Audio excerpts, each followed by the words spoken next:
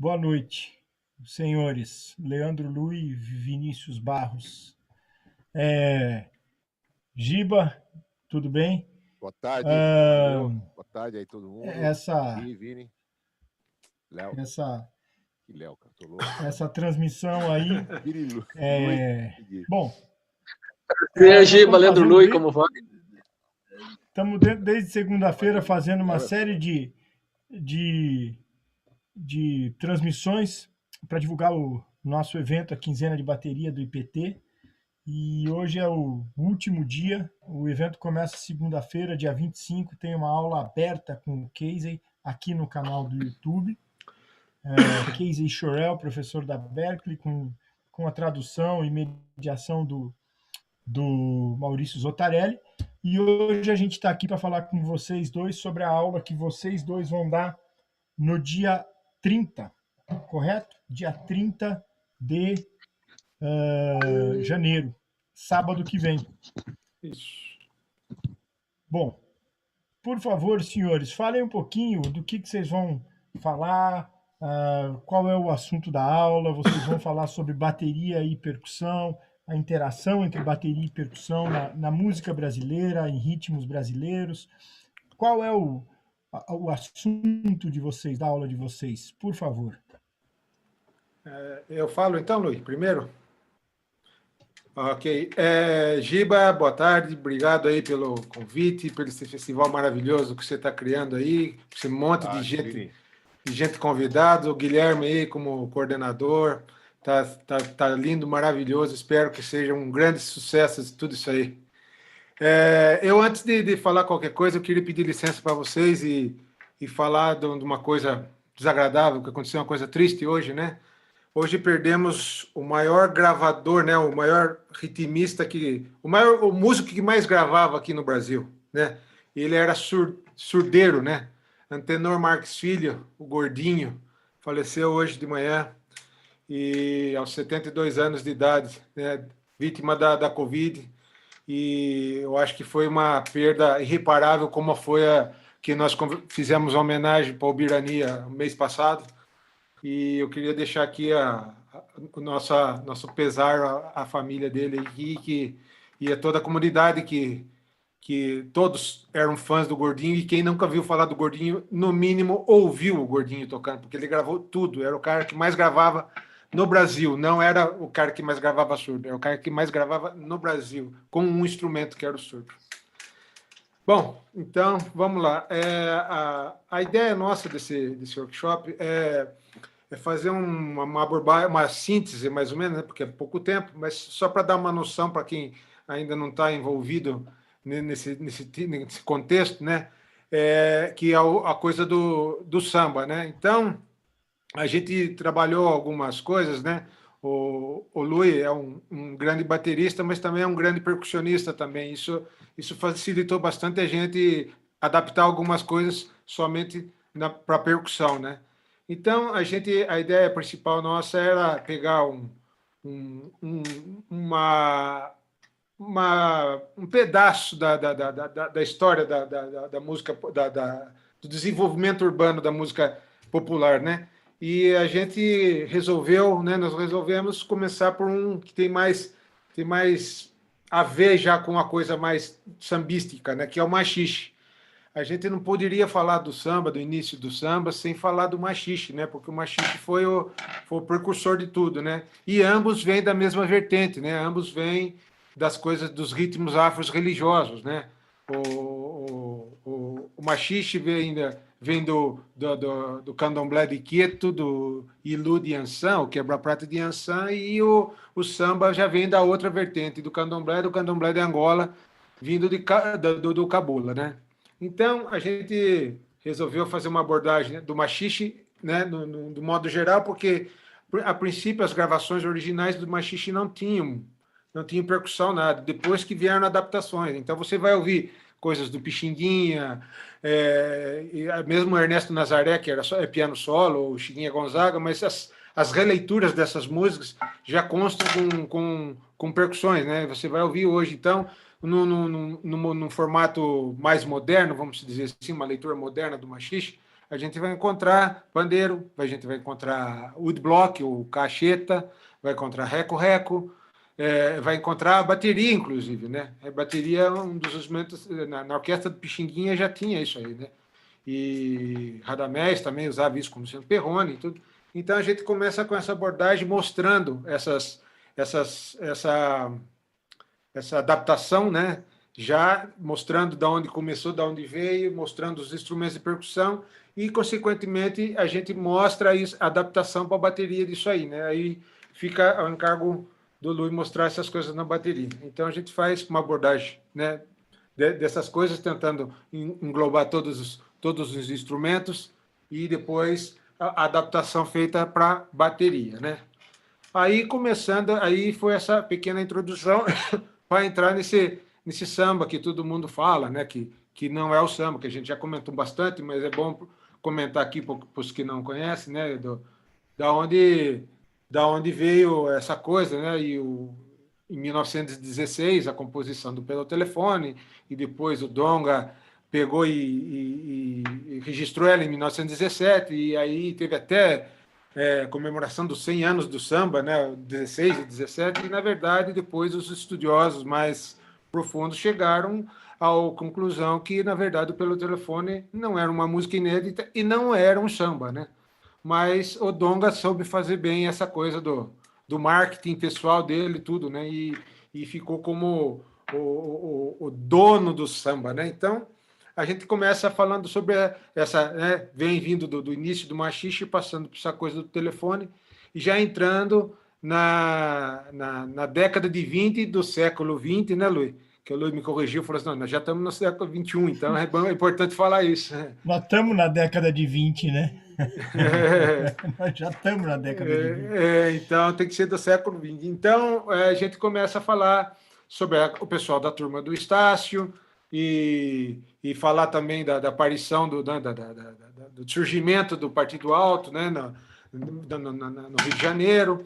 E, consequentemente, a gente vai mostrando essas transformações com os instrumentos. A gente, né, nessa abordagem que a gente vai fazer, a gente pegou alguns dos principais instrumentos e a bateria fazendo as adaptações, né?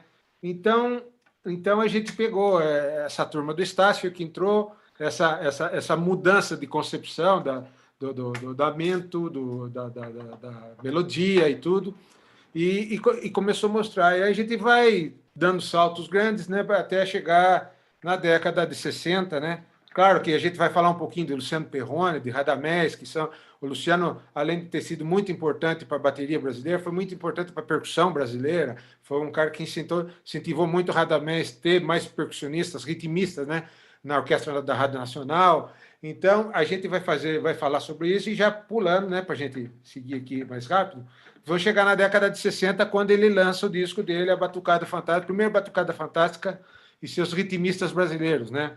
Foi daí que começou a minha pesquisa sobre o mestre Marçal, Newton Delfino Marçal, que é o segundo do clã dos Marçais, né? Ele é pai do Marçalzinho, que todo mundo acho que conhece mais, né? E que está nativo até hoje. Então, o mestre Marçal, ele é de 1930 e faleceu em 1994, quando ainda atuava na banda do Chico Buarque. Foi mestre de bateria da Portela, foi mestre da Império Serrano, foi cantor, teve 8 discos lançados como cantor, foi passista, foi ritmista e foi tocador de tímpano na escola de samba, introduziu tímpano na escola de samba, além de compositor, né? Então, nós pegamos esse pedaço de 1963, de uma composição que se titula uma composição do Luciano com o Nilo Sérgio, que chama Tamborins, né? Que é uma gravação que é só caixa, tamborim e surdo. E nessa obra, né, nessa peça, eu costumo chamar de obra, peça, né, que eu consegui, dentro dessa análise, que ela fosse dividida em 3 partes. Eu considero uma parte A, onde ele expõe o tema, que é o telecteco, o B, onde ele está improvisando, e volta no A de novo, voltando ao telecteco. O que é esse improviso que o... Opa! Posso perguntar só uma coisa? Desculpa te interromper, Vini. Mas a peça, ela é improvisada. supostamente improvisada, mas tem muita particularidade, sabe, entre Sim. esse AA, porque eu chamo de A porque é onde está expondo o teleco-teco. O B, que eu chamo de B, e a parte improvisativa, é onde eu assumo a característica do mestre Marçal, que é tocando, eu estou até com um tamborim aqui, nem sabia que ia usar, mas tocando o tamborim aqui no aro, né? Para mim, foi o mestre Marçal que saiu com essa novidade de tocando os tamborins, fazendo rinshot no tamborim. Uhum. E a primeira gravação que eu ouvi foi com ele. Então, foi uma das coisas que eu argumentei quando eu fiz meu mestrado na Unicamp. E eu argumentei que o mestre Marçal foi a pessoa que criou esse estilo de tocar, até que apareça alguma outra gravação e me prove o contrário. Mas até agora eu fui muito cauteloso, ouvi muitas gravações da década 40, 50, e incrível que pareça, na década de 30 não achei gravações com tamborim, porque não sei qual é, isso é uma suposição minha, talvez porque ainda se tivesse muito agarrado ao machixe ainda, talvez, apesar de ter a primeira gravação com tamborins foi em 29, mas a década de 30 o que eu achava eram as caixetas, né, que eram usadas no machixe, usando a levada do teleco-teco. Então você pega Carmen Miranda, Aracide Almeida, essas coisas da Noel, essas coisas da década de 30, eu não consegui, nas inúmeras gravações que eu vi, eu não consegui ouvir um tamborim. O mais perto que eu cheguei com isso foi uma caixeta, né? E aí, então, voltando lá nessa peça, então eu assumi isso que foi uma coisa que o mestre Marçal inventou, né? Essa coisa do rinshot. Então, daí, aí nós começamos a chegar no mais, né, no que a gente conhece mais aí. Aí, nós começamos aí... Bom, o mestre Marçal começa a pensar dos tamborins dele, né? Os tamborins que ele, o Lula Niseu, não criaram, mas desenvolveram mais, porque a criação não foi com eles, foi com o pai e o Bide, depois veio com o Raul Marx, o Bussi Moreira e o Arno Canegal, e depois o trio que ficou mais famoso, porque é onde foi mais divulgado, o fonograma estava bastante em voga, artistas novos, né? Final da década de 60, surgindo Martim da Vila, Jovelino da Pérola Negra, Paulinho da Viola, logo depois Cartola gravando o primeiro disco. Então, a gente vai falar sobre esses 3 tamborins que eles tocavam, né? Explicar como que é cada levada que um tocava, e afinação, o tipo de pele que era usada. Então, a gente vai fazendo essas coisas. Então, a gente lá para trás, então, né, a gente começou mostrando esses instrumentos do machixe, e antes, o que eu não falei, e anteriormente nós vamos tocar as congas também da cabula e do ilu para mostrar, falar, olha, isso aqui é uma coisa afro-religiosa que foi a influência direta para o nascimento do samba até depois chegar na urbanização lá no Rio de Janeiro. Então, aí a gente vai passando por instrumento. E na década de 70 foi muito rico isso, porque daí surgiram depois Beto Carvalho, Roberto Ribeiro, João Nogueira e Dona Ivone Lara. Então, aí foi formando um núcleo, né, que eles chamavam de cream crackers, né, que é aquela coisa das bolachas. Então, eles eram uns cream crackers, era a formação. Então, tinham especialistas em cada instrumento. Tinha os 3 tocavam todos os instrumentos. O Eliseu ainda foi baterista. O Eliseu tocou bateria na banda do Paulinho da Viola, né?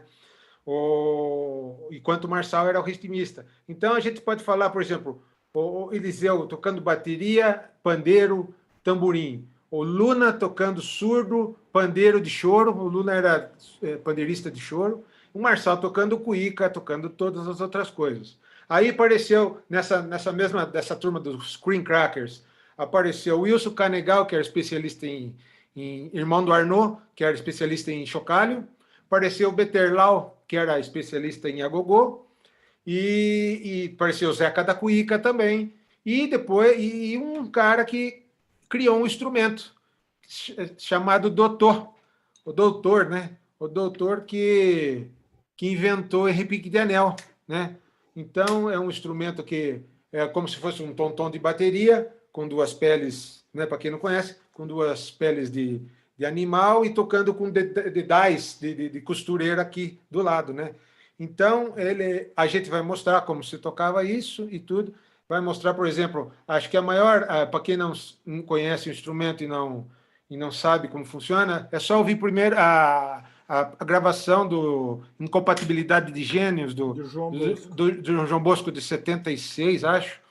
E aí ele fala, doutor, aí o doutor faz uma jogava o Flamengo, queria. Inclusive o próprio João Bosco, né? Eu perguntei para ele, né? Ele falou, não, eu fiz questão que fosse o doutor mesmo que fizesse a gravação disso aí, porque eu estava falando de um médico, então casamos. E ele falou, poxa, é tão bom, naquela época a gente tinha tantos ritmistas nos discos da gente, gravador apagava, era muito bom, né? E aí a gente fala, então, mais um pouco dessas outros instrumentos, começa a falar, aí volta lá para trás um pouquinho, falando do Partido Alto, nas maneiras de tocar o pandeiro, porque a gente vai entrar diretamente onde a gente chega à conclusão que estagnou ali, né? Parou as criações, né? As novidades foram que a gente comentou na outra live, foram quando apareceu o Grupo Fundo de Quintal, né? Que o Sereno adaptou o tantã, né? O tantã já existia, ele adaptou para o Grupo Fundo de Quintal, aí veio o Almir Neto com banjo, veio o Bira Presidente tocando o pandeiro de nalho da maneira toda peculiar dele, né? Então aí a gente vai mostrar algumas levadas, né? De pandeiros, né? De duos de pandeiros, essas coisas, para mostrar a riqueza que tem isso aí, né? A gente mostra tamborim, duos de pandeiros, duos de congas, né? E falando depois da criação do Birani, que foi o repique de mão, né? Aí mostrando a maneira de se tocar todos esses instrumentos e falamos um pouquinho de alguns que ficaram muito conhecidos pelo instrumento, como o Beloba no tantã, né? Né? Depois tem o Esguleba, que fala sobre é o sucessor do Birani, né? Depois Marcelinho Moreira. E o Bira Presidente, que tem essa molecada mais nova aí, que está aparecendo, né? Carlos Café, toda essa turma aí. Então, é mais ou menos, essa é uma síntese da síntese que a gente vai falar por pouco tempo. Sim. Então, e o Lui também vai falar sobre a bateria, as adaptações que ele chegou, né? Ele desenvolveu. Então, é mais ou menos esse a nossa, vamos dizer assim, o nosso esqueleto, né? Da nossa viagem percussiva. Escuta, essa semana que passou, eu até troquei mensagem com o Lui, falando sobre um artigo que o Ikeda escreveu, acho que nos anos 80, sobre o jazz no Brasil, e em que ele comenta sobre a chegada da bateria na música brasileira. Eu não tinha esse artigo, o Lui me mandou muito gentilmente esse artigo, agora eu tenho. Eu quis muito ler isso daí outras vezes e nunca tive acesso, e agora eu tenho acesso a isso daí.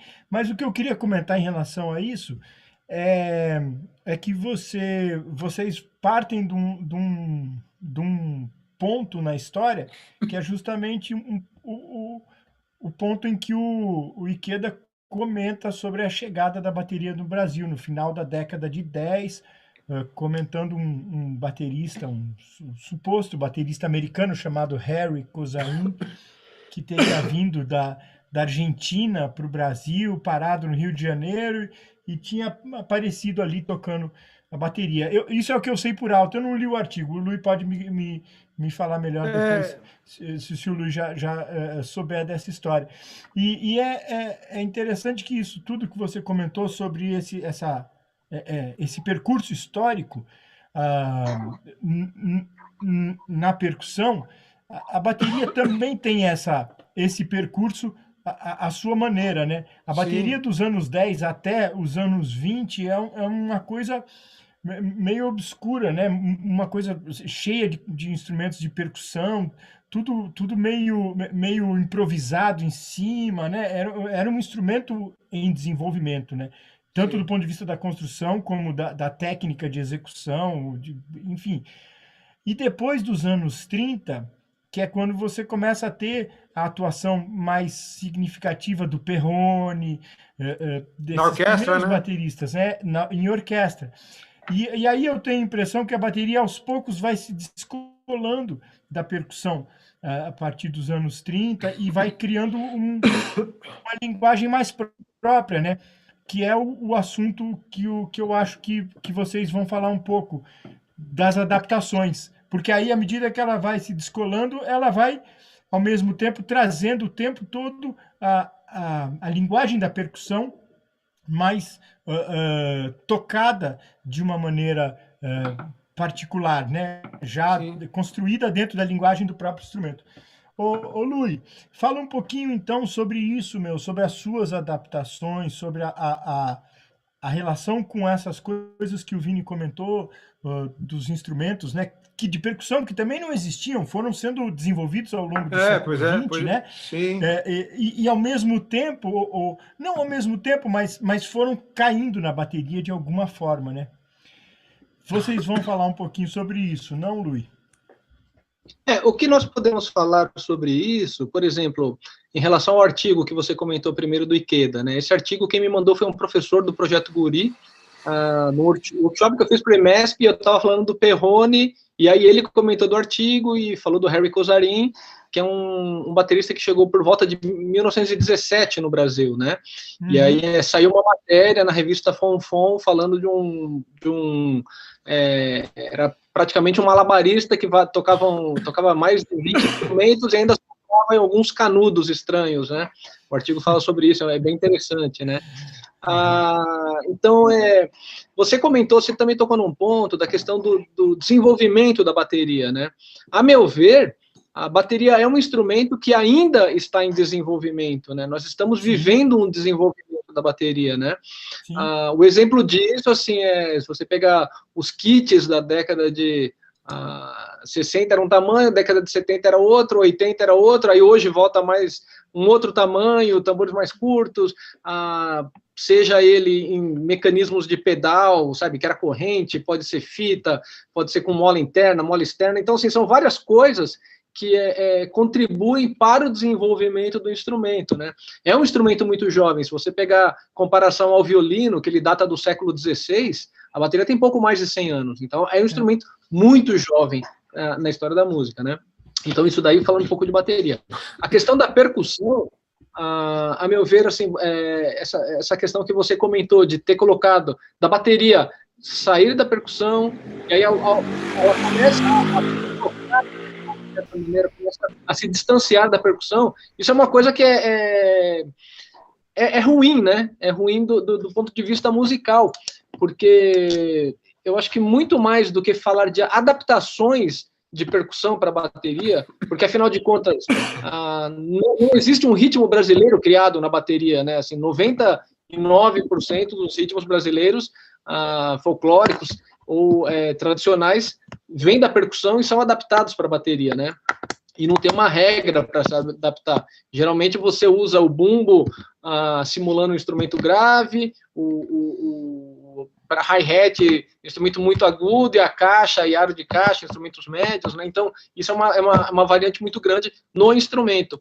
Mas eu acho que uma coisa importante desse workshop é a importância do baterista saber percussão, e quando eu digo assim, a importância do baterista saber percussão, não é o baterista ser percussionista, não é isso. Mas assim, ele ter noção do que acontece na percussão e ter noção do que nós tocamos na bateria vem da percussão, né? Então, isso eu acho que é o mais importante. E a importância de você saber isso, por exemplo, é quando você está tocando num grupo e você está tocando um aro de caixa, e aí o percussionista começa a tocar tamborim e você se perder, não saber o que fazer, ou você está tocando hi-hat, a pessoa está tocando ganzá e você, puxa vida, não posso tocar junto isso, não posso, os instrumentos não podem agir juntos, né?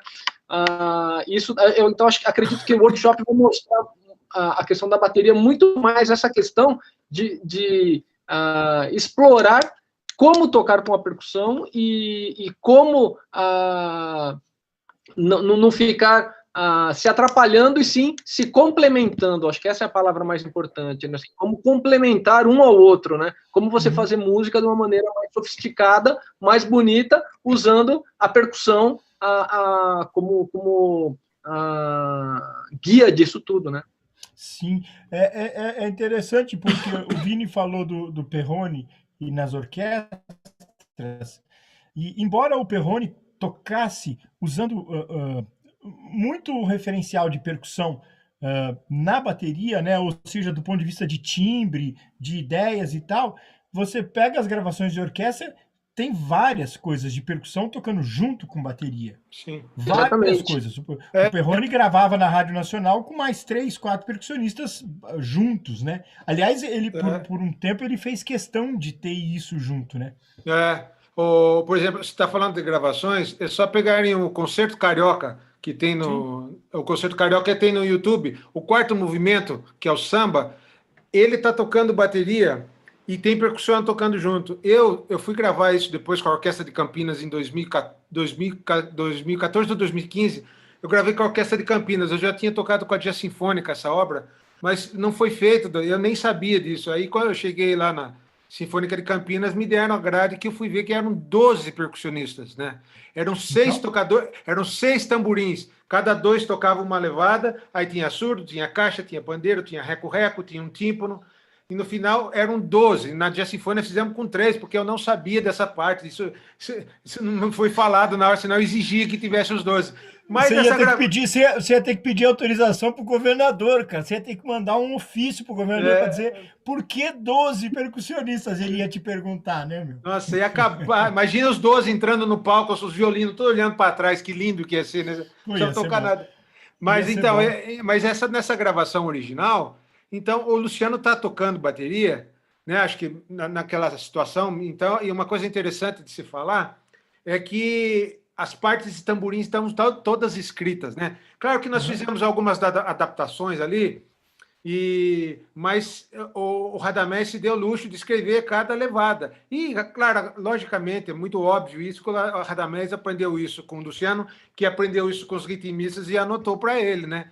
E essa coisa também, porque quando ele começou tocando na Rádio Nacional, em 1936...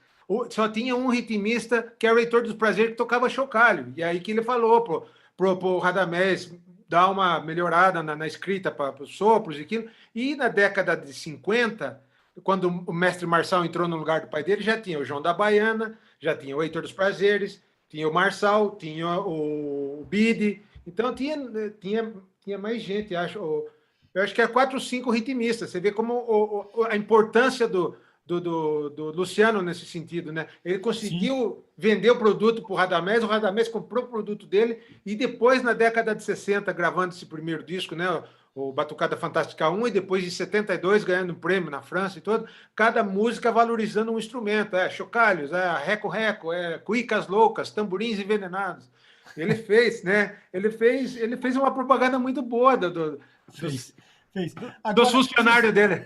Pois é, uma coisa importante de falar também disso daí, Guilherme, quando a gente fala Luciano Perrone, né, tá falando tudo isso, é que o Perrone, na época, ele era um dos únicos ritmistas que liam, que sabiam ler música, né? A mãe do Perrone, assim, ele teve aula de piano com a mãe e tudo, né? Então, nós estamos falando de uma época que, assim, que hoje, agora, mais bateristas leem bem e tudo, né? Mas na época, imagina, o cara era ritmista e não tinha a menor ideia. Você colocar. Às vezes o cara não era nem alfabetizado, né? Quanto mais ler música. Então, o Perrone sabia muito bem isso, né? Eu acho que uma coisa importante da gente falar também, já que estamos falando esse começo da bateria também e tudo, a importância, assim, alguns fatores que devemos levar em consideração, né? Primeiro, o cara sabia ler música. Segundo, ele era branco, né? De estar podendo tocar e tudo, porque se você pegar bateristas, mesmo da época dele, que começaram na época dele, o J. Tomás, que tocava nos 8 Batutas, é da mesma época, e ele é muito menos falado, né? Então, isso daí é uma questão que nós devemos pensar também, né? Isso daí, e também a questão, acho que quando essa questão do distanciamento da bateria para percussão, tudo, veio com a bossa nova. E aí eu sou time Oscar Bolão total, que assim, que a bossa nova acabou com a parte rítmica da música brasileira, assim, assassinou de uma maneira que se reduziu a uma condução de vassoura e aro na caixa, né, assim, para não atrapalhar. Que isso daí do ponto de vista rítmico e evolução do instrumento é muito ruim, né? Eu vi uma entrevista uma vez, o Dominguinhos, até ele falando, que ele falando que bossa nova foi um jeito que o Jobim inventou de americano conseguir tocar a música brasileira, né? Então, daí assim, palavras do Dominguinhos, né, em relação à bossa nova, né? Então, e também, assim, a questão da bossa nova era a galera, Zona Sul do Rio, né, Vini? Então, a galera, que era assim, o pessoal de mais grana, o pessoal que tinha mais poder aquisitivo, né, que não ia para o morro, não ia atrás da batucada, não ia atrás dessas coisas, né? A influência do você jazz, pegasse né? batucada. Exatamente, era muito mais Carlinhos jazz Lira, que uma influência.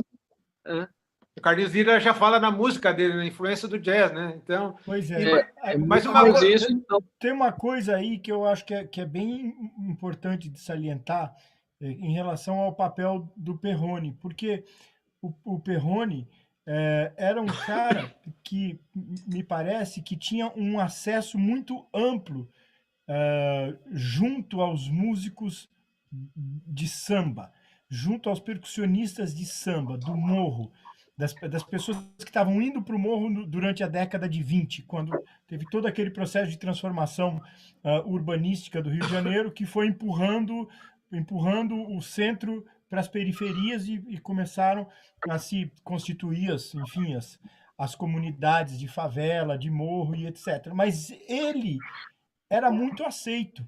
E ele era muito aceito também na orquestra, na rádio, nas gravadoras. Então, ele tem um papel fundamental de fazer essa ponte, né? Fazer essa ligação entre dois universos que, aos poucos, foram se separando, porque o universo do rádio, o universo comercial da rádio, da indústria fonográfica que estava se constituindo, era um universo diferente. Lá da Praça 11, lá da Pequena África, lá das tias baianas Sim. do Rio de Janeiro, entende? Socialmente falando, eram lugares apartados, assim, e ele transitava. Então, eu acho que isso que você falou, Luiz, é muito importante de perceber essa presença fundamental do Perrone, de trazer... Sim, o que eu disse, assim, de maneira alguma foi desmerecendo, imagina, de maneira alguma isso, né? Mas, assim, o que eu quis dizer, é importante a gente ver isso, porque, afinal de contas, nós estamos falando de 32 anos de abolição da escravatura, né? É muito perto, né? O Perrone, por ser branco e por ter tudo isso, ele tinha muito mais privilégios e facilidades, né? E isso é importante a gente saber, né? Sim, e um músico excepcional. Sim, sim. A sorte é que ele foi um músico excepcional, né? Isso é uma sorte. Eu acho que a sorte é que ele foi um músico excepcional, porque dali para frente muitas coisas mudaram a partir do jeito dele tocar. E de fato, a bossa nova, mas a bossa nova eu acho que só foi a consolidação desse processo de comportamento, assim, de tornar o samba, a batucada, uma coisa mais enxuta, uma coisa mais comportada, digamos assim, né? Porque isso foi um processo depois dos anos 30 até chegar no final dos anos 50, e aí a bossa nova já era uma outra coisa, já era uma outra relação. Sabe uma coisa interessante que o Das Neves falou para mim quando eu entrevistei ele? Porque quando eu comecei a fazer a pesquisa e cheguei nesse período pré-bossa nova, ainda tinha aquelas coisas do disco das orquestras de baile, né? Cuban Fire, o Dizzy Gillespie colocando conga no jazz, aquelas coisas, né? Então, isso acabou chegando para o Brasil. Então, muito bolero. Você pode pegar a década de 70 aqui, muitos congueiros não sabiam tocar ritmos de candomblé, mas eram muito bons tocando mambo, tocando tchá-tchá-tchá, essas coisas, né? Mas uma coisa que o Das Neves... Aí eu falei para ele, perguntei para o Das Neves, falei, Das Neves, década de 60, a gente vê esse formato de trio de jazz, né? Bateria, baixo e piano... E a gente não vê percussão, é muito raro você ver um chocalho tocando ali, o Milton Banana às vezes tocava. Eu consegui uma gravação outro dia de um pandeiro começando uma música do João Donato, de 63, o Tim Dom Dom. Exatamente. É isso aí. O Tim Quem toca bateria é o Milton Banana. Quem toca percussão, eu não sei, eu tenho esse disco aqui. Eu não sei, então. Esse disco eu acho bastante interessante, até para fazer uma analogia com relação a onde começa, onde termina, a levada do teleco-teco aí. Eu uso muito isso em aula. E aí o Das Neves falou para mim, não, e o Das Neves era do outro lado, né? O Das Neves, ele falou assim, a gente trabalhava ainda bastante, a gente não estava na mídia, mas a gente fazia muito baile, a gente fazia rádio, a gente gravava bastante. Então, eles ainda estavam nativos. Você não vê, você pode pegar os discos, né, de 60 até 64, 65, não tem os nomes dos ritmistas. Onde está o Marçal nessa hora? Onde está o Luna? Onde está o Liseu? Enfim. Mas aí ele falou para mim, falou, não, todos estavam super bem trabalhando, mas estavam escondidos porque a mídia estava jogando todos os holofotes em cima da Bossa Nova. Aí que depois que a Bossa Nova foi se desfazendo, desmilinguindo um pouco, aí começou a aparecer a outra turma, daí começou, né, fez isso aqui, aí depois foi subindo, aí Martin da Vila, Paulinho da Viola, Jovelina, o Cartola gravando o primeiro disco, né, aí na década de 70 e 80 que foi a efervescência do negócio, que cada disco se encontrava 15 ritmistas tocando aí, quase uma escola. É engraçado, o Vini está falando isso daí, uma coisa interessante, né? Assim, nós estamos falando de uma época assim, que não se encontrava o nome dos músicos, aí começaram a colocar, e agora nós vivemos uma época, que é a época do streaming, que você não tem ficha técnica, mas do que você ouve, né? Teoricamente, nós voltamos um passo atrás nesse sentido, né? Que bela evolução que o mercado fonográfico nos proporcionou, né? Você veja, você pegava um disco depois nos anos 60 e 70, tinha, bicho, tem umas puta capa, tem texto, os que tinham ficha técnica bem completa, você tinha todas as informações. Faixa por faixa. Né? Faixa por faixa, tinha tudo, bicho. E você, que é um cara que eu sei que coleciona e dá um valor muito grande nisso, acho que é a coisa mais importante, a qualidade sonora que comprimiu. Exatamente. O Guilherme tem muito disco de vinil, ele é um apreciador, eu conheço a discoteca dele, então você pode, não é isso, Guilherme, você pega o disco da Dona Ivone Lara ou da Clara Nunes, se põe na vitrola para ouvir, você vai ouvir uma coisa, você põe o CD para ouvir, vai ouvir outra coisa, se você for ouvir pelo streaming, você vai ouvir outra coisa. Vai compactando, você não ouve mais nada, né? É verdade. Pois é, e você sabe, cara, que eu acho que, não sei, isso é só uma hipótese, mas isso vai mudando o jeito das pessoas de tocar. Quem se interessa por tocar, quem começa a aprender um instrumento e vai ouvir uma referência de som que é muito diferente da referência que a gente cresceu ouvindo, referência de LP. É muito diferente, né? E eu acho que isso vai mudando o jeito de aprender a tocar, de se relacionar com o instrumento, porque o som é muito diferente. É muito diferente, né? O exemplo disso é o fone de ouvido, né? Assim, que a maioria das pessoas no planeta ouve com fone de ouvido, que é uma coisa grave, referência de grave já foi todo o espaço, né? Pois é. É complicado isso, né? E aquilo que eu comentei com você, Luiz, aquele outro dia, uma coisa é você pegar, você ter um CD, vamos supor que é um CD, você comprou o CD do Chico Buarque, você vai ouvir o Marçal tocando cuíca, vai ouvir tamborim. Aí eu falo para você, olha, esse disco do Marçal, do Chico lá em Le Zénith, em 94, não tem, mas eu vou ouvir no Spotify. É outra coisa, você vai ouvir no seu carro. Você não vai ouvir com aquela tensão de tirar de tudo. Você vai passar no carro ali, vai estar dirigindo, ou vai pôr na cozinha enquanto você está fazendo alguma comida. E já não tem aquela mais preciosidade da atenção. Deixa eu parar, deixa eu voltar, deixa eu ouvir. Esse é um bom disco, né? Esse é um bom exemplo para você falar disso, porque esse disco tem tanto assunto, tem tanto detalhe, ele é tão organizado em termos de arranjo, na relação entre percussão e bateria, especificamente, mas no todo, né? Se a gente ouvir o disco, prestar atenção no arranjo, os hits todos, né?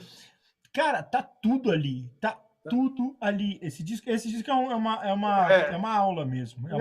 E é uma boa observação, porque você vai perdendo grande parte dos detalhes, você vai perdendo aqui, né? Nessa caixa de grave. Que nem eu Sem Compromisso que o Marçal a gente vai mostrar para os alunos isso, fala assim, olha a diferença do Marçal cantando, como ele divide a melodia e como o Chico divide a melodia. É gritante a diferença, bicho, porque o cara tem tudo aquilo dentro dele. Aquilo... Cara, é gritante. Não, você não precisa nem pôr as levadas do Marçal tocando tão bonito. Ouça ele cantando sem compromisso, veja a divisão que ele faz, depois ouça o Chico cantando todo quadradinho aquilo ali. E era muito, é o que você falou, muito bem dividido. A hora que tinha aquelas coisas meio Ijexá, meio latina, tava o Chico Batera tocando timbale, tocando conga. Aí pegava o samba, era o Marçal na cuíca e tamborim. Então, e tinha o outro lá, o Joãozinho Juiz de Fora, ainda que ajudava. E o mestre na bateria, né, bicho? O Das Neves, né? Então, o Das Neves, Puta, esse disco demais, é fantástico. Esse disco é fantástico. Cara, esse disco vale uma aula. Esse disco vale uma aula. Você pode pegar esse disco e fazer uma aula, um workshop só sobre o que acontece ali, porque tá tudo ali, né? Tá tudo ali. Escuta, pessoal, vamos dar uma passada na programação do evento, Giba. Vamos falar um pouquinho sobre como está organizada essa semana aí, as atrações e comentar um pouco para as pessoas as modificações que a gente teve que fazer em dessa mudança de status sanitário da cidade, do estado, enfim, de São Paulo, né? Quer falar aí, Giba? O que é que eu fale? Falar, Gui, só ressaltando que aula que a gente está tendo aqui com o Vini, com o Lui, cara, de tudo que eles estão falando, que é muito rico, né, cara? Eu acho que o batera brasileiro tem que cada vez mais pensar e estudar e entender o papel da bateria brasileira. Não pode estar desconectado da percussão, e é por isso que a gente quer trazer esse workshop para cá, para mostrar cada vez mais que a percussão, pensou em tocar a bateria brasileira, a percussão é como se fosse uma espinha dorsal, né? Assim como os cubanos têm a clave cubana para eles, enfim. Estou falando em termos de consideração, né? Porque lá também a percussão é que manda nas coisas. Mas digo, não dá para a gente sair tocando qualquer tipo de ritmo brasileiro sem a gente saber as vozes da percussão daquele ritmo, né? Agora, logicamente, num modelo mais interpretativo jazzístico, acho que vale tudo bem, sem regra, arte, vamos aí. Mas a gente não pode deixar de lado a estética, que a estética é uma coisa muito importante. Então, o que o Vini traz, já trouxe na outra live que a gente fez, o que o Lui também coloca, é maravilhoso poder mostrar isso para os bateras, que às vezes o baterista fica muito concentrado no próprio instrumento, olhando mais para a técnica e para a linguagem da bateria americana, que não tem como fugir num primeiro momento, mas a gente tem que entender que nós temos nossa própria história, nós temos nossa própria evolução e que eles copiam muito a gente.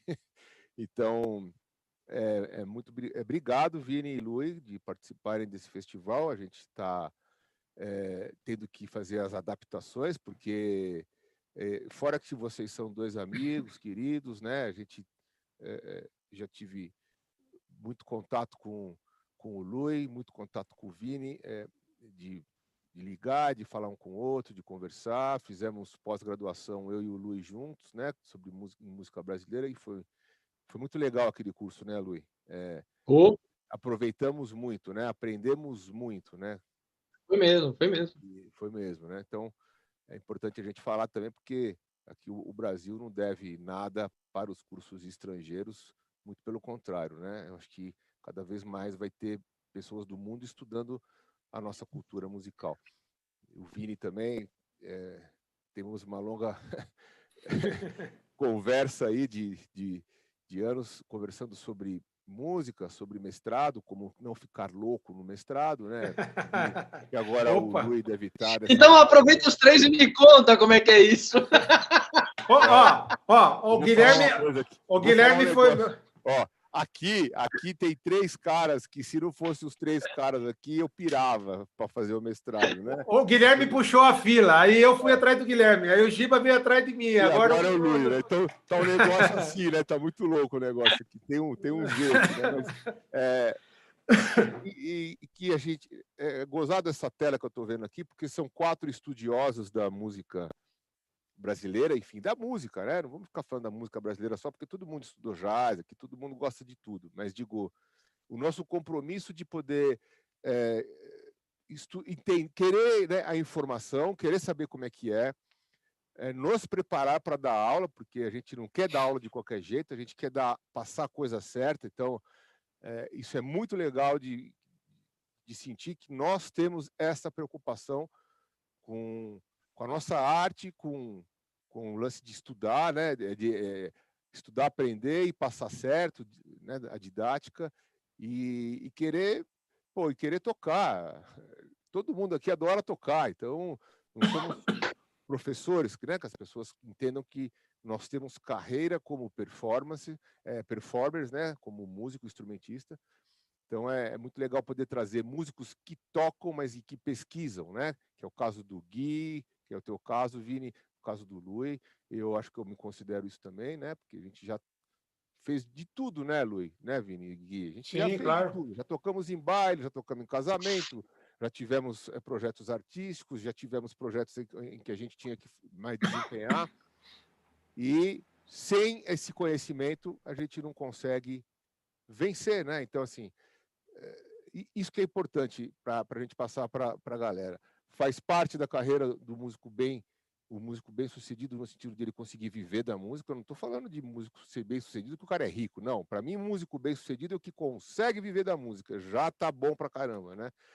Faz parte o estudo, né? Faz parte você estar com a estética certa para tocar o que se pede em cada trabalho, a demanda de cada trabalho. Então, a gente está muito honrado de ter vocês aqui. Obrigado de vocês toparem participar, ainda mais sobre novas condições, porque os eventos de sábado não podem mais ser presenciais, né, Gui? Então, assim, já estou entrando na coisa da alteração. Nós temos que fazer todo online, então eu gostaria de convidar todos que estão assistindo para visitar o site do IPT, né, www.iptgibafaveri.com.br. Faça o seu pacote online. Vou ressaltar mais uma coisa só, que o Guido aí vai falar das alterações. Eu montei esse evento de 15 dias, que é uma coisa muito trabalhosa, né, Gui? Que talvez a gente não repita ele num curto espaço de tempo, porque é muito trabalhoso fazer isso. Por que a gente fez? Eu quero deixar claro uma coisa. A gente não fez para falar que somos os melhores, para falar que isso, para falar que aquilo. A gente fez para a inclusão de todos, porque todos estão precisando. O que eu pude trazer de bateristas para colocar no evento, eu quis trazer, o Guilherme também concordou, porque nós só temos 2 fontes de renda nesse momento principal, ou é aula ou é gravação. Então, para você que está assistindo, se você comprar uma aula unitária, você vai me ajudar a pagar todas as contas e pagar aquele professor que está ali, aquele artista, aquele baterista que está numa situação que precisa daquela grana, de repente, para completar alguma. Não que vai, né? Mas, enfim, mais uma coisa para ajudar. Então, esse é o meu recado. Participem, gente. A gente está num momento de... As aulas são muito bem preparadas, tem pesquisa, mas a gente tem que entender que o momento é de dar a mão, cara. Se você comprar uma aula unitária, você vai ajudar o artista daquele dia. Tá bom, gente? É isso que eu queria falar. Gui, fala as alterações que é importante falar. Vamos lá. Eu vou passar aqui, vou passar o cronograma da quinzena completa, que começa no dia 25, segunda-feira agora, às 19 horas, com uma aula aberta, uma aula livre aqui nesse canal, o canal do IPT TV, às 19 horas, com o Casey Shurell, que é professor na Berkeley desde 1993, com tradução do Maurício Zotarelli, que também vai dar uma aula no evento. Enfim, é uma aula livre, é uma aula de abertura, é uma aula de boas-vindas para as pessoas, para todo mundo. Então, ela está fora dos pacotes de venda, entrar no nosso canal aqui e assistir. Aí depois, na sequência, tem um show com o Cuca Teixeira, e Tu Normales, né, Giba? É o trio, né? O trio dele, o trio. absurdo, né? Absurdo. Pois é.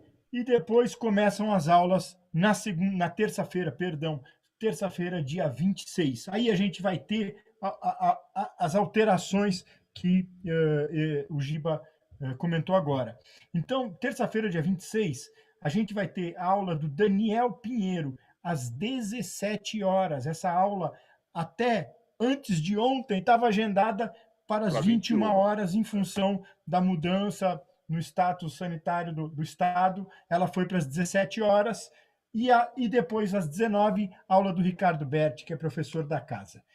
Na quarta-feira, dia 27, o Edu Garcia vai falar sobre heavy metal, sobre hardcore, vai falar sobre as coisas que ele toca às 14 horas. Essa aula era às 21 horas e a gente mudou ela para as 14 horas. Depois, 17 horas, o Luiz Pagotto, e às 19 horas, o Fábio Marrone. Ambos são professores da casa, professores do IPT.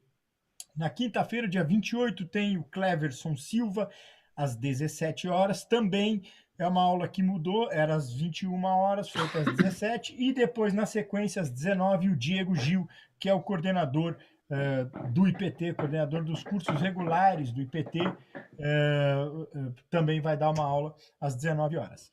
Sexta-feira, dia 29, tem o Fabiano Paz, às 17, e às 19, o Sandro Reich. E aí, na sequência, às 21 horas, tem uma mesa redonda sobre o rock brasileiro e sobre os bateristas de rock brasileiro, que também são muito importantes. Hoje a gente falou aqui muito sobre o samba, mas é importante lembrar que o rock, depois dos anos 60, é um fenômeno mundial. Você tem o rock, enfim, espalhado, né? Está no Brasil, está na Argentina, está no Chile, está em N países na Europa, e aqui no Brasil tem uma geração de grandes bateristas, de bons bateristas de rock, de boas bandas, de bons grupos, enfim, e tem uma tradição de bateristas de rock no Brasil constituída. É sobre isso que essa mesa vai tratar. Essa mesa vai ter a mediação do Charles Gavan, e tem participações ilustríssimas. Tem o Maurício Leite, tem o Albino Infantozzi, tem o Gel Fernandes, tem o Juba da Blitz. Estou esquecendo alguém, Giba? Tem o Netinho dos Incríveis. Esqueci alguém, Giba? Acho que foram todos, né? É uma mesa imperdível, uma conversa imperdível. Esse evento é online, tá? Esse evento não é presencial, é online. Deixa eu falar, é o Gel Fernandes, o Netinho, o Norival D'Angelo, Albino, Maurício Leite, Juba e o Charles Gavan de mediador. O Norival D'Angelo é o batera do Roberto Carlos. Ele vai participar, bicho.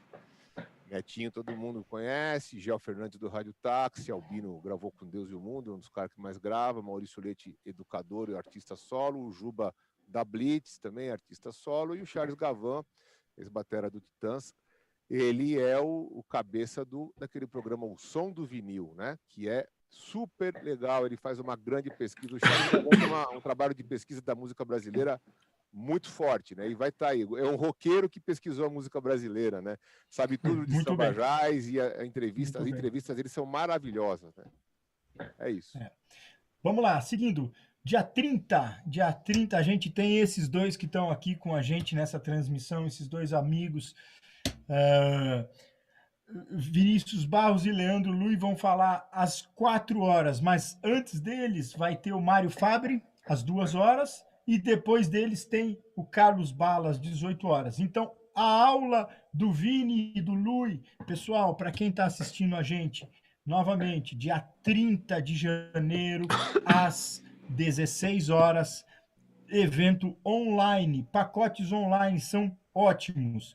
A gente lá no IPT tem uma capacidade de transmissão de alta qualidade de áudio e vídeo, tá? Então, para quem ainda tem algum receio sobre aulas online, sobre fazer aulas online, sobre a experiência de música online, obviamente que isso não substitui a experiência ao vivo, mas a gente consegue a gente conseguiu, eu acho, nesses últimos tempos, melhorar bastante a capacidade de transmissão e de apresentação de áudio e vídeo. Então, vocês vão ver esses dois a partir de um conjunto de 4 câmeras, tudo microfonado, tudo mixado, passando pela mesa, passando pelas mãos lá do Elinho, o técnico guerreiro do IPT. Tá bom? Então, isso é no dia 30. Então, vamos lá, seguindo para a gente terminar de dar aqui a cartela toda. Lembrando que dia 30 à noite eu vou tocar com o Michel Leme e com o Glécio Nascimento, né?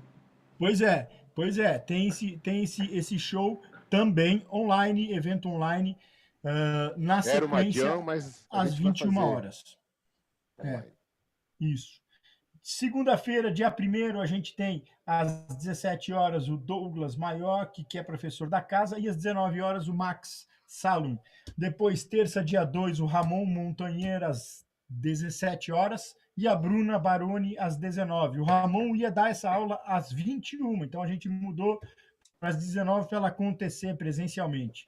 Na quarta-feira, dia 3, o Jonatas Sansão vai dar uma aula às 19 horas, e 21 horas a gente vai ter outra mesa redonda, essa falando sobre ensino de bateria no Brasil, com algumas pessoas ilustres, que são o Bob White, que deu aula para Deus e o mundo no Brasil desde o início dos anos 80. Temos a Lilian Carmona, que deu aula para Deus e o mundo também depois dos anos 80 e 90. Temos também o Duda Neves, o Edu Ribeiro, e eu e o Giba vamos fazer a mediação dessa conversa aí. Evento online também às 21 horas, né? Quinta-feira, dia 4, o Celso de Almeida, às 17 horas, e o Pércio Sápia, às 19 horas.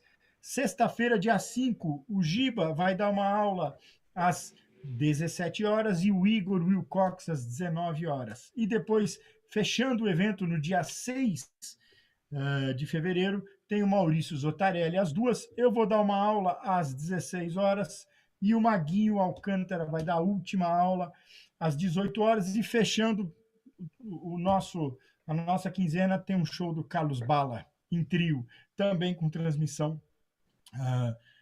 online. Rapazes, eu queria agradecer muito a presença de vocês dois e a disponibilidade, a disposição de vocês de fazer essa transmissão hoje aqui com a gente, fazer essa conversa aqui, que eu acho que a gente poderia estender por horas a fio. A gente tem assunto para muito tempo de conversa. É uma pena que a gente não faça isso mais e que a gente não possa fazer isso nesse momento presencialmente, porque eu acho que a gente teria muita coisa para trocar, muito conteúdo para trocar, muita ideia para trocar. E eu acho que isso enriquece muito o que a gente faz, o que cada um faz individualmente, o que cada um faz na sua carreira. E enriquece a nossa comunidade. Isso é muito importante de se notar.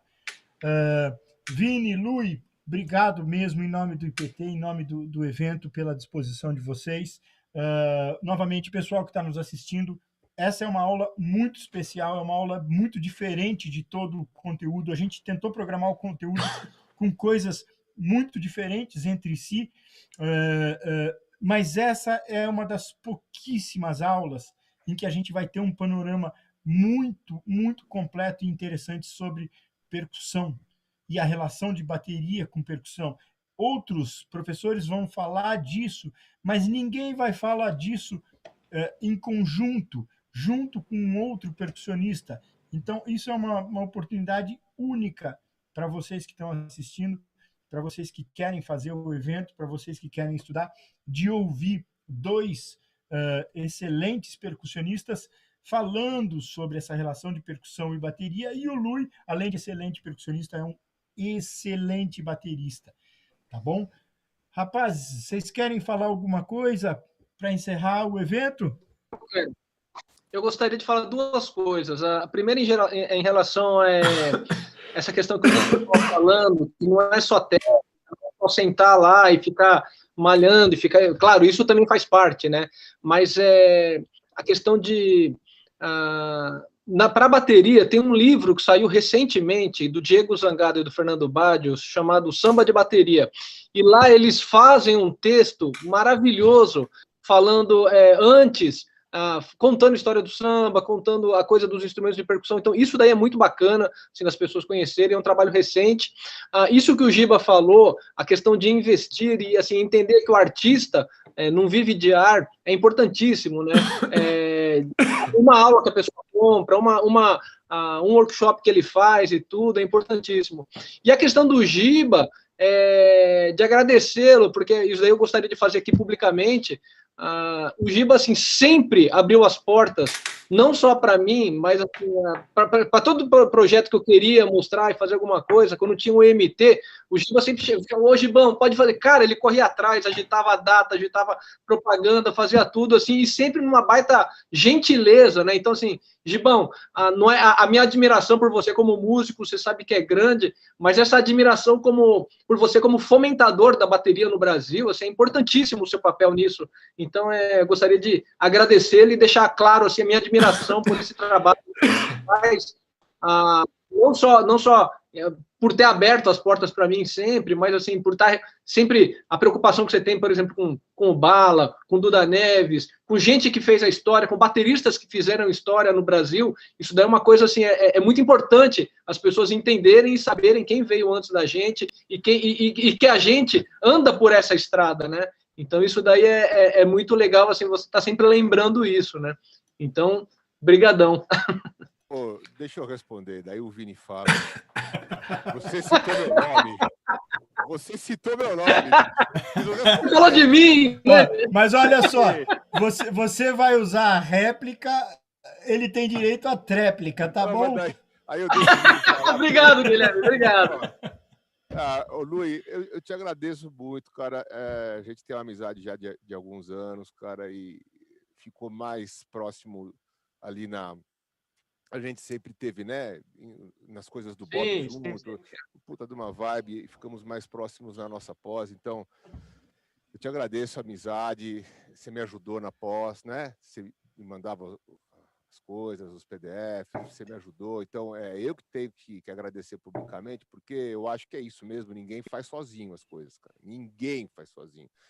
Eu não estou fazendo sozinho esse festival. Se não fosse o Guilherme, eu talvez tivesse desistido, porque é muito trabalhoso. Então, também a equipe daqui. E, Luiz, você citou uma coisa que é super importante, cara. A nossa existência, a nossa passagem é muito rápida, né, nesse plano. E por culpa, não importa se por culpa do Brasil ou por culpa de uma inabilidade pessoal de administrar finanças e prever futuro, as coisas ficam difíceis para as pessoas. Já é difícil envelhecer. Envelhecer tocando é muito difícil. Principalmente para nós bateras, porque a gente vai perdendo coisas, né? É mais difícil manter aquela coisa da coluna, do não sei o quê, da tendinite. Eu tenho artrose nas duas bases do polegar. Toda vez que eu toco com dor. Estou vendo até para operar, porque eu não aguento mais estudar, porque eu não paro de estudar, eu não vou parar, não é a dor que vai parar, mas eu preciso tentar sarar. Enfim, cada um tem uma comorbidade para lidar. Ainda num país onde a gente sabe como está faz anos. O meu papel, ou de qualquer um, é dar a mão para quem está perto. Eu acho que isso é ser mais de esquerda do que qualquer, sabe, gente que vai à igreja, que prega e que sou do partido. Ajude quem está próximo. Pegue na mão de quem está próximo. Se você pode fazer alguma coisa, pegue na mão dos músicos. O músico é uma pessoa especial, sim. Não é como as outras.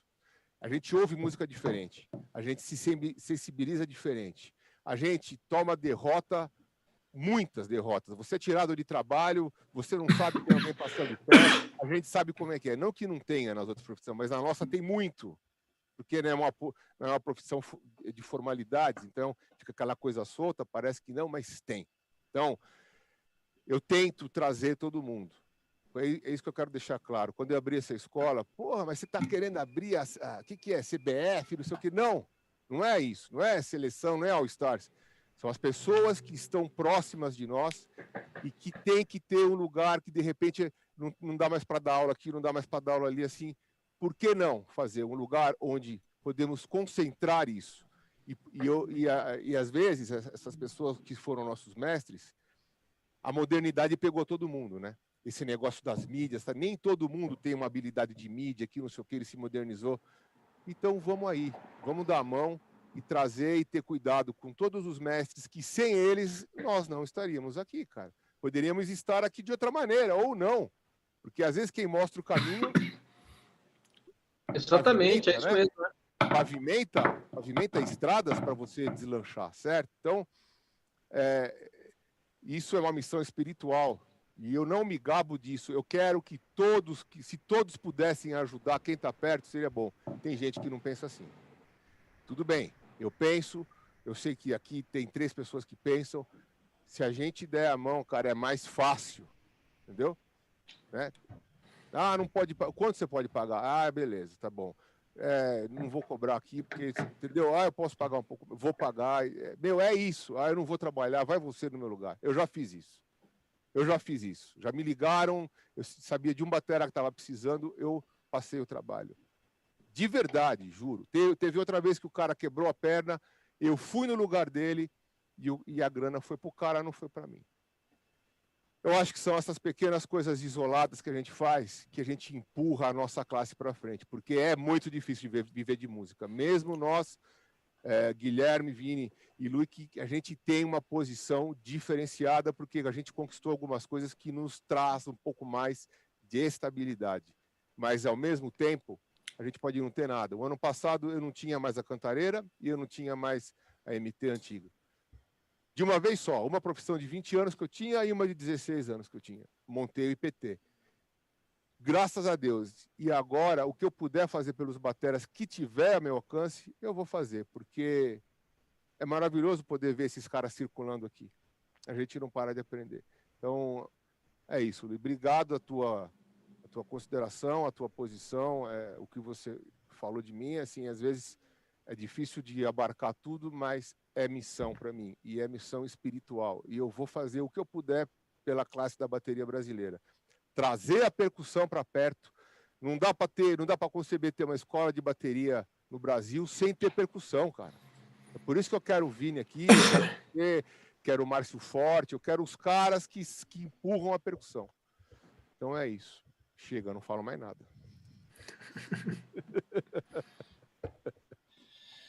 É isso. Vini, quer falar alguma coisinha? É só falar uma coisa pro Giba, que tem um cara que não doeu nada até hoje e tá tocando ainda, que chama-se Roy Haynes, tá com 96 anos, é o único. Não, esse não conta, mas eu gostaria de falar também sobre, o Luiz citou esse livro do Baggio e do Diego, eu não tive oportunidade de ver ainda, mas me sinto muito lisonjeado de ter sido citado lá dentro do livro. Para mim foi, o Baggio me mandou uma mensagem outro dia falando que meu mestrado foi de grande valia para ele lá, para a execução do livro. Fico muito feliz, agradeço aqui. E também outras coisas, assim, que uma das maiores emoções que eu tive o ano passado foi ver o que o Giba fez no dia 16 de maio do ano passado, dia do aniversário, aos 80 anos do Tuniquinho. Aquilo para mim foi um presente muito grande, Giba. Aquilo não só para mim, para todo mundo que assistiu aquela live com o Tunico, com problema de internet que ele estava, com tudo, mas a felicidade que o Tunico estava, aquilo ali, e eu tenho propriedade para falar do Tunico, porque eu trabalhei 15 anos com o Tunico, eu conheço muito bem o Tunico, sei das melindragens dele, sei de tudo do Tunico, sei das qualidades, sei também dos defeitos, como ele sabe todos os meus.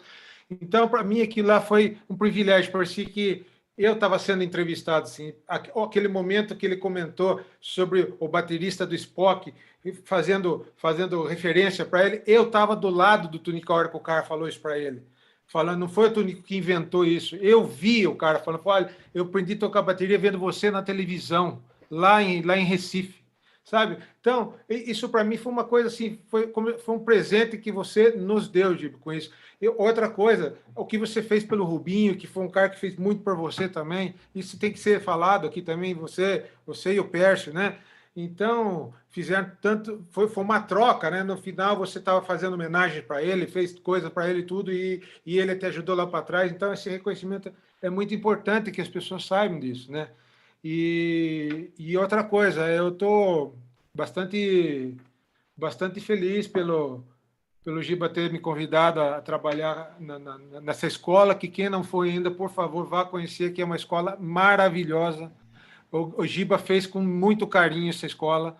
Vale uma visita, vão estudar, está cheio de professores com diferentes estilos. Vocês podem escolher. A infraestrutura não tem escola de bateria com essa infraestrutura, né? Tem esse detalhe também, né? No Brasil não tem.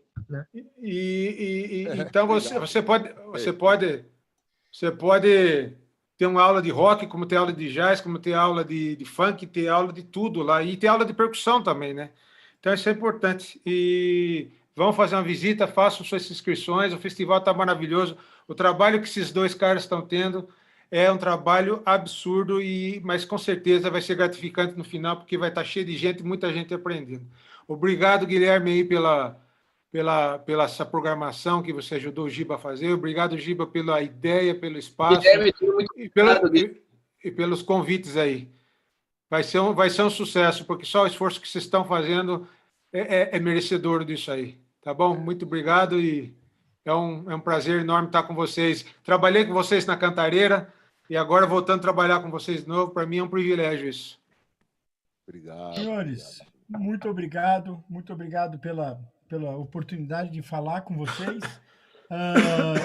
Para a gente encerrar, então, novamente, sábado que vem, dia 30, às 16 horas, Vinícius Barros e Leandro Lui, no IPT Drum Show, a quinzena de bateria do IPT. Toda a programação está no site www.iptgibafaveri.com.br. Tem tudo lá, os pacotes online, as aulas que ainda são presenciais, os preços, as possibilidades de combinação, de pacote que cada um pode montar. Então, vejam, prestigiem e assistam a aula desses dois grandes músicos aqui, tá bom? Então, em nome aqui do IPT, eu queria agradecer todo mundo que esteve com a gente aqui durante a transmissão, mandar um abraço para alguns dos amigos que eu vi ali, que estavam, o Bajo, estava Maurício Leite, então... Aniversariante de hoje. Parabéns, é verdade, é isso mesmo. Aniversário do Maurição, bicho. Parabéns, Maurício. Então, gente, muito obrigado pela companhia, boa noite para vocês todos, um bom sábado, e a gente se vê na segunda-feira, às 19 horas, na aula de abertura com Casey Shurel. Valeu, pessoal, grande abraço. Vocês três fiquem por aí.